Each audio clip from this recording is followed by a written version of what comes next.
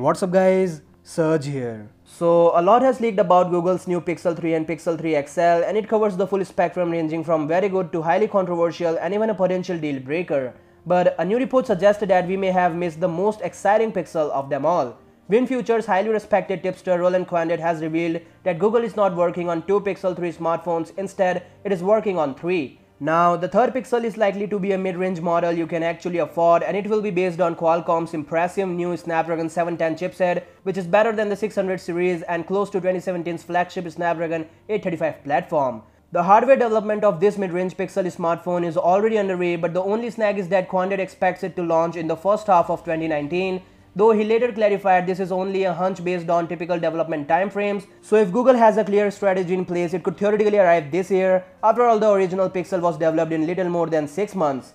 Now, the Pixel 3 and Pixel 3 XL may have tweaked the layouts, but they are going to resemble the Pixel 2 and Pixel 2 XL in terms of size. On leaks, another well-known insider in this space has apparently been told by multiple people how big the display are on Google's 2018 flagship Duo. While the Pixel 3 measures 5.3 inch diagonally without a notch, the Pixel 3 XL goes up to 6.2 inch. For your information, the Pixel 2 and Pixel 2 XL have display coming in at 5 inches and 6 inches respectively. Based on OnLeaks info, Google is largely content with those sizes, so if anything goes in this direction, the Pixel 3 XL could feel more compact since the notch will raise the screen to body ratio. We all expect to see this Duo in August or September at the earliest, so yeah. Tell me your thoughts about this in the comments down below. I'll see you guys tomorrow in my next video. Till then, peace out.